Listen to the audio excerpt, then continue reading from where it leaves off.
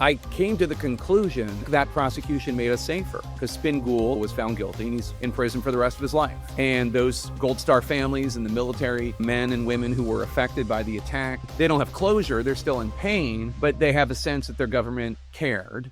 Welcome to Open Book. I am your host, Anthony Scaramucci. Joining us now is Jake Tapper. In addition to being a world-famous CNN anchor, he's a best-selling author, and he's out with a new book, Race Against Terror, Chasing an Al-Qaeda Killer at the Dawn of the Forever War. I mean, first of all, it's an amazing title, but it's an even better book. And Jake has been on the show before, so he knows the drill here.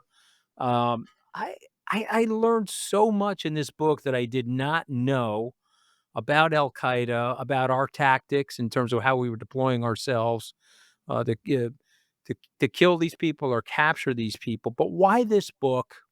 What drew you to this? And I know you've researched it over a year ago, et cetera, put it together. What got you interested in this topic, Jake? The truth is, I just heard the story in a situation of happenstance, and I just thought it was fascinating. The story begins about how I came across the story. 3 years ago, I threw a birthday party for my son. It was a paintball party, so it was out in the boonies in Virginia. So adults were invited to stick around and have pizza and refreshments. Right, And exactly. one of the dads came over to me and said, "Oh, I know so-and-so from your book, The Outpost." And I said, "Oh yeah, that book was really tough to write because the Pentagon keeps such crappy records and they don't share them." And he said, "Tell me about it." And he starts telling me this story, starts spinning this yarn about how he's an assistant U.S. attorney in Brooklyn. He gets a call. The Italians have picked up this guy who claims to be Al-Qaeda. They go to Italy. They hear him confess to killing Americans and conspiring to blow up the U.S. embassy. And then he and his colleagues at the U.S. Attorney's Office and also in the FBI have like a finite period of time to prove it, to prove the case. Here, it's like the opposite of a whodunit. Here's the done it. Here's the guy who done it. Yeah. But you have to prove the case. And he just tells me how they proved the case. And I love that stuff on like police procedurals, just the finding the fingerprint, finding the witness, all that investigative stuff. And it was just so interesting. I said to him when he was done telling the story, has anybody written about this? And he said, people wrote about it when he was tried in 2017 and sentenced in 2018, but nobody really had ever capture the story of like how improbable all of this was. I mean, this was, as of now, still the only foreign terrorist ever tried in a criminal court in the U.S. for killing service members in a war zone. That's never happened before, although there is a guy in Virginia right now who might become the second foreign terrorist. He was behind the 𝗵𝗵𝗲𝗃 shooting, suicide bombing. So anyway, it was just this once-in-a-lifetime story, and it had not been covered, and most of the stuff, the nonfiction stuff that I write is because I want to know more about it and nobody else is reporting it. So I go and report it. I mean, there's just so many different things in here, though. You've got to build a criminal case against this person. You've got the justice versus terrorism, civil courts versus military tribunals. But let's go directly to Ibrahim Harun. I'm assuming I'm pronouncing his name roughly right. But he's called 𝗵𝗵𝗲𝗰 for what reason? Why do they call him 𝗵𝗵𝗃? 𝗵𝗃𝗃𝗁 is Pashto for the white rose. And when he was in terrorist training camp, this guy was from originally his ethnicity is Niger. He was raised in Saudi Arabia, but he's from Niger. So he's very, very, very dark African, not a drop of non-African blood in his ancestry. And there's racism in Al-Qaeda and there's racism in the Arab world. And he was called the White Rose because he was very black. And that was the big joke in the terrorist training camp. But it was his nom de guerre, his war name. And when the Italians called the FBI and said, "Have you heard?" He says his name is 𝗵𝗃𝗃𝗁. "Have you ever heard of him?" The Americans had heard of him because there were detainees at Gitmo that had talked about him because he was somebody who had successfully participated in a deadly ambush against U.S. service members and also was then sent to Nigeria to blow up the American embassy there. But he did not end up doing that. Um, but, you know, the al-Qaeda operatives knew who he was and had talked about him. So let's go to David Bitkower. He's the assistant U.S. attorney in the Eastern District of New York. He's one of the central Yeah, prosecutors on the. he's the dad that told me the story at the, paintball party. Yeah. So I mean, this is unbelievable. You're at the paintball Yeah, party, and yeah. you literally have a 𝗕𝗺 novel being regaled to you, but it's actually Well, that's true. All right, and now it's a you. good lesson for reporters, like, ask people when you're in a social situation, ask people their best story that they have in their back pocket. Maybe you get a book out of it. Well, I mean, what I'm impressed with he. I mean, I don't know him, but he seems like a very by the book guy, though, Yeah. right? He's going through the process. He's using the judicial system. He's even concerned about things like civil procedure. And there's something in our country called the Constitution, Jake. I think you've Right. heard of the Constitution. I There's have heard of it. a few people in the country that want to ignore the Constitution, but not this guy. Bitkower is like a by the book guy. So tell us a little bit about him, and tell us a little bit about the juggling dilemma of bringing the case and how he has to work the case into the matrix. So the he's an assistant U.S. attorney, which sounds impressive to me, but it's not that high up on the totem pole of the judicial system. So he and his colleague 𝗕ncive𝗵𝗀𝘀 start working this case, but they have to, you know, they have to work it because it's 2011. Their choice is let the Italians deal with him, and the Italians will just let him free. They'll put him in a refugee camp, and he'll escape. And then, you know, he has said he wants to kill as many Americans as possible. He has said the 1998 embassy bombings are his, you know, that's his matrix, his life's ambition. So they really have an impossible choice. Do they try to prove this incredibly difficult case, or do they not do it and risk having this guy go free? So to them, there's no choice. They have to try to prosecute him. And it just becomes this very difficult challenge. First, they have to figure out which ambush he participated in Afghanistan. Then they have to track down all the information they can about that ambush, track down all the soldiers they can. They have to track down any sort of physical evidence from that ambush that might exist. And, you know, even if there's a record of it, photographs of it, they have to then try to find the physical objects, which, you know, this is a battle that took place in 2003, and they're in 2011, 2012 trying to track down evidence. And they have the challenge of having very, very skeptical bosses who give their case a lot of scrutiny. Well, how are you going to prove this? How are you going to prove that? At the time, it's tough to imagine, but a lot of people might remember that in 2011, 2012, the idea of bringing a foreign terrorist to the United States to be tried was so controversial. Uh, Republicans, Democrats, nobody wanted them here. There was almost this, I mean, you know, it had only been 10 years after 9/11. People were still terrorized. And there was this fear that if they come here, maybe they'll escape and maybe they'll walk around the streets just killing people. In addition, in 2010, there had been the trial of the first and only Gitmo detainee tried in a criminal court, this guy Ghulani. He was tried and he was acquitted of 284 of the 285 charges. This has to do with the 1998 embassy bombings. Yep. So he was acquitted of all but one of the charges. So there was a real fear, if we bring him here, what happens if we don't get a conviction? Or what happens if he escapes, and this and that. So there were all these hurdles that they had to clear. And all these people in the Justice Department and the Obama White House and the U.S. Attorney's Office in Brooklyn, all of these people that they had to satisfy. In addition to them, of course, that's the U.S. Attorney's Office.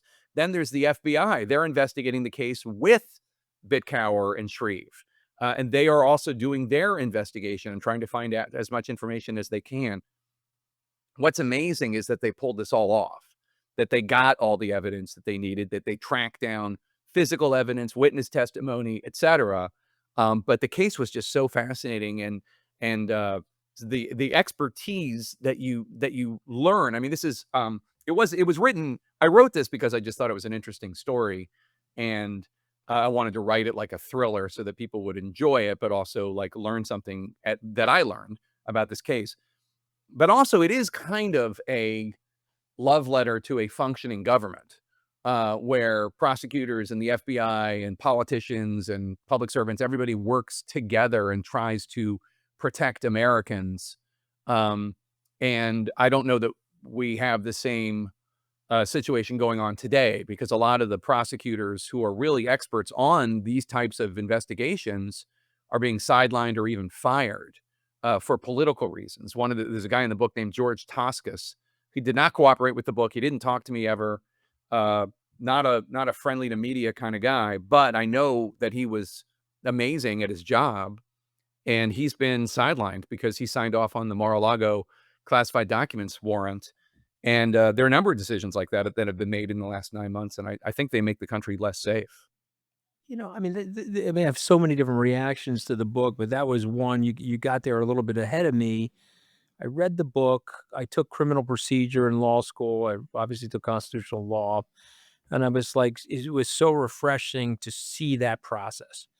There's another narrative going on right now in our country that I'd like you to address, and that is what you just said. People are like, well, the book is messy, Jake, right? It's Yeah, messy. You've got to go through process. You've got yeah. to deal with people that are double and triple checking your work, and the presumption is always on the innocent, and the presumption is always that the government has to be off the back of the person, even if it's a person that's a wretched terrorist. And yet now we have people who, if they don't like a court ruling, they'll say that there's an insurrection going on or there's an act of judicial terrorism. And so there's a group of people in the country that have said, hey, this process that got us 250 years of success and great prosperity and industrialization, innovation, et cetera, we want to throw that out the window for something that's cleaner, in their minds at least, cleaner and more expeditious. And so when you write a book like this and you see what's going on right now, what do we do? What did we do wrong? Did we do anything wrong, or is this just the way the civilization works? And we burn a fuse, and we eventually get to people that no longer want to respect the process, or did we do something wrong that triggered all of this? Well, it's a complicated question. I mean, so this was the first foreign terrorist ever tried in a criminal court for killing American service members abroad. Uh, Donald Trump is attempting to bring the second foreign terrorist to a criminal court for killing American service members abroad. This guy 𝗕𝗺, who's in a prison or a jail in Virginia right now for his role in the Abbey Gate suicide bombings. So there is, to a degree, a recognition, I think, that the criminal justice, um, the criminal justice pursuit of terrorists can be an effective way to do it. And early in Trump's first term, Attorney General Sessions was upset to hear about the prosecution of 𝗵𝗀. There was an attempt to bring another terrorist to the U.S. for prosecution, and he would not have it because he doesn't think terrorists deserve to have rights, and he was not having it. He was not happy to hear about 𝗵𝗀, but he didn't interrupt the trial because that was already about to happen. But we are now in a situation where the prosecution in criminal court of 𝗕𝗺 is going to happen. So on one level, I think that society has evolved, including the Trump administration, to keep pursuing this lane that I think proved successful. And if you just look at the comparison of how many terrorists have been tried in a military tribunal versus how many in criminal courts has just been far more effective. It's more than 600 terrorists have been tried, most of them convicted. And in military tribunals, I think it's 2 people have been convicted, and one of them, one of the charges was overturned. So it's not even close. Now, on the other hand, as you note, there is this push to label judges that come up with rulings that the administration disagrees with, to call them terrorists. That's Stephen Miller you're quoting, I believe. Yep. And in addition to 𝗕𝗫𝗁𝘀, who was legendary and has now been sidelined, last week, the guy in charge of the 𝗕𝗺 prosecution, a line prosecutor named Michael Ben-Ari was fired. Why was he fired? Because some MAGA activist named Julie Kelly said online that he was against, she guessed that he was against the Comey indictment, at which our sources suggest at CNN that that's not true at all. He had nothing to do with it. But they fired him. He put up a letter on his door on his last day, Friday, in which he said that his firing hurts the case against Jafar and that current Justice Department leadership is more interested in going after the president's perceived enemies than protecting the American people. That is a stark warning from a Yeah. lying prosecutor for Yeah. the American people. Now, why is that not bigger news? I don't know. I say it every time I can. I did it on my show. I wrote about it for The Atlantic and for CNN. I can't explain it, but we are in a situation where this lack of respect for expertise Yeah. could end up really hurting us. Yeah. Well, I mean, I think we both honestly know it's the Steve Bannon flood the zone. They flooded the zone with so much stuff that we've sort of gotten numb to a lot of the things that are going on, and it's difficult and hard to react to everything. So I want to get to the radicalization of this man. He's undocumented. He's in Saudi Arabia. He goes, I guess he goes on a pilgrimage, as you're describing. And he stays in Saudi, and he gets radicalized. And so, what's going on in Saudi Arabia that creates Al Qaeda, also known as the base? Tell us about the Wahhabis. Tell us Yeah. about the secular Saudis versus the more orthodox Saudis, and how does this terrorist community develop there, and why? So 𝗵𝗵𝗲𝗰𝗀 is raised in Saudi Arabia. His parents are from Niger. They went to Saudi Arabia to do pilgrimage to Mecca, and then they just stayed. And they basically were just indentured servants that lived in basically in poverty. So there weren't a lot of options for 𝗵𝗵𝗲. And if people think racism's bad in the United States, they should see how Black people are treated in Saudi Arabia, because it's not even close. He was raised at a time when, in the 1990s and the late 80s, jihadists were regarded as heroes. And it wasn't even particularly controversial before 9/11 in that part of the world. It was the heroes fighting against the Soviets in Afghanistan, the heroes fighting against Russia in Chechnya. A lot of the victims of aggression in the Balkans were Muslim.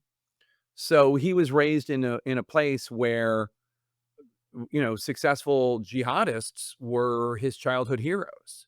And there was one in his neighborhood who worked for the Saudi government and was able to forge for him travel documents, so that when he was old enough, he just went into the rat line and just flew to Pakistan, where he was easily hooked up with Al Qaeda operatives that brought him to Afghanistan, and where he trained. This is before 9/11. This is where he trained in the Al-Farouq terrorist camp and the like. And you can almost, I wouldn't say see the appeal of it, but you can almost understand why a young man with no future might find appealing the notion of going on an adventure of some sort. And if he's being propagandized his whole life about the importance of fighting the infidel, going to some training camp with his bros might be appealing. And then 9/11 happens, and then all of a sudden it's a different war altogether. But that's how he ended up there. But his zealotry was lifelong. And this becomes part of the debate in the case. Is he sane? Is he even sane? And that's always a discussion, I think, when you deal with any sort of zealot. Where does zealotry end and insanity begin? It's tough to say. But And again, that would also affect his civil liberties if he's insane right. too, right? So we have that element of criminal procedure. But so, when I opened the book at first and I read the Forever War, it always hurts me. It's like a dagger in my heart. So there was a very large group of people right after 9/11 that were actually begging the Bush administration not to overreact to the terrorist attack. And one of those people, frankly, was a Wall Street luminary that's now been demonized by the right. It was George Soros. He wrote a Mm, op-ed. It was either in the Wall Street Journal or the New York Times, Jake. He said, listen, it's a horrible tragedy. Don't overreact. You'll play into bin Laden's hands, you know. And bin Laden wrote about this on the dark web. He said he would hit us on our homeland. We would respond aggressively. We would bomb their mud huts. We would kill a lot of people, but we would bleed out our treasury. We would kill our they would kill our military over there. And then we would go after our own civil liberties. mm, And when I think about this case and the forever war, you know, not to overuse a baseball analogy, I feel like it's 6-0 bin Laden. Yeah, bin Laden's been replaced. He's dead and gone. There's a relief pitcher in now, but he got a lot right. We blew a hole in our treasury. We've mounted a 30. We went from George Washington to George W. Bush, 7 trillion, Jake. We yeah. added 31 trillion, Barack Yep. Obama, Donald Trump, Biden, Trump. Yep. And so I'm just wondering if the forever war, if we're 50 years after the forever war, sometime 50 years from now, 2076, are they saying, wow, they hurt themselves so badly and then they tribalized, they couldn't pull it back together? Because this book, if it was written about a 2025 case, would give me great hope. But this book is not written about a 2025 case. It's written about a 2011 case. So Yeah. what say to you to all of that in the Well, context of the forever war, Jake? it is a depressing and bleak thought that bin Laden um, could have been correct in his prediction of an overreaction. And it reminds me of two things. It reminds me of President Biden going to Israel and telling Israel Don't make the not to act. mistake that we made. Remember, he Yeah, said that to Benjamin. don't act out of anger. Right. Don't make the mistake we made. And I don't think Netanyahu was listening. And it also it reminds. I just randomly saw a clip on Threads of this very profound movie in retrospect called The Siege. That what's unbelievable about it's a Denzel Washington, Annette Bening, Bruce Willis thriller that I think it's by 𝗕cie or Marshall Hershkovitz. I forget which one, but it's about. It's first of all, it came out in 1998. That's what's the most amazing thing about The Siege. It's about Islamic terrorism happening in Brooklyn. And then it's about basically declaring martial law in Brooklyn because of the big Muslim population there. And the argument is it's a bad idea. Bruce Willis plays the general who is telling them, do not declare martial law and send us in there. You don't want us to do it. And then there's another scene where Denzel Washington is saying, what if what they want us to do is to declare martial law and get rid of our civil liberties? What if what they want us to do is round up kids and, and it's everything. And like, it's the fact is that the fact that this came out in 1998 is what makes it so profound. Not if this movie had come out in, 5 years ago, who cares? But like the fact that it predicted the overreaction, I think it's fair to say. What's interesting about the war on terror in terms of this book, in my view, is I go into it with an open mind about I go into it assuming that President Bush and Vice President Cheney and Secretary Rumsfeld are all trying to keep us safe, and their 9/11 was a horrible day and it terrified the country, it terrified the world, it changed everything, and they're trying to do what they need to do to keep us safe.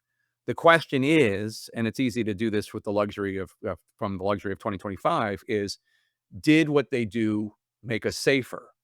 And in terms of this small slice of the war on terror, the idea of is it better to take these foreign terrorists and throw them in Gitmo or put them in a military tribunal or prosecute them in a criminal court? I came away, I did not go into it with this mindset, and I don't write this like a polemic. It's people can reach whatever conclusion they want. But my view is that the way that they did it with Spin Ghul, prosecuting him, getting evidence, building an airtight case makes us safer. Because I think about an alternative world where he's picked up by the Italians in 2008, and instead of going to a criminal court and having this huge investigation into what he did, he's just thrown in Gitmo. And then I got to assume after 5 or 10 years, somebody would have his case and they'd say, you don't even have any evidence against him. All you have is this crazy confession and he's a lunatic. Who knows? And then the Americans would probably be like, oh, you're right.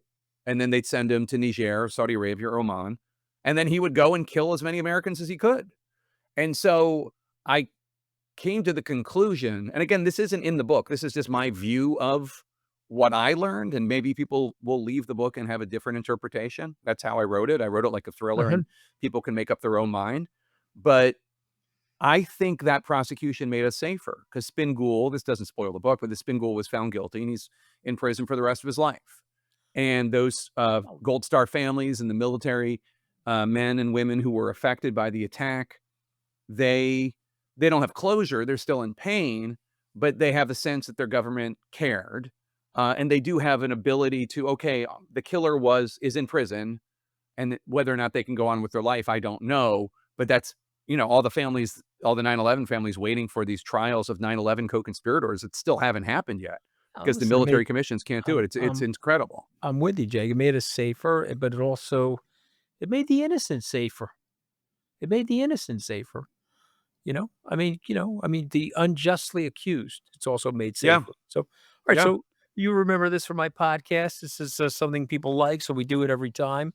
I've got your book down to 5 words. I'm going to say the word, and then you react to the word. Okay, you ready? If I say the word terrorism, Jake, you say what? Scary. Justice. Elusive. Oh, that's a really good one, actually. I'm going to use that. Extremism. Common. What about Al-Qaeda? Organized. Yeah, it's incredible. It's literally like a corporation when you really think about the layers of it. All right, let's go to your protagonist or your antagonist, Ibrahim Harun. Zealot. Crazy? Mental illness? No, I don't think so. And that's a debate in the book. Yeah. And it's one that that was my conclusion. Yeah, I'm sorry not to interrupt you. I think there's a big debate about how crazy he is, how crazy he isn't. And I don't ultimately think he's crazy. I think he's doing what they called in the book the jihad of annoyance. Yeah. He had nothing to do. He had no way of getting the Americans back other than to act insane. 100%. But it was an act. Yep. And then, obviously the disruption, the fear, that's what they were looking for. That's why it's organized. That's why it's organized terrorism as opposed to organized crime. The title of this book is Race Against Terror, Chasing an Al-Qaeda Killer at the Dawn of the Forever War. I'll tell you what, you got a great review in the New York Times. Congratulations on that. And people should go out and buy this book. They'll learn a lot about our system.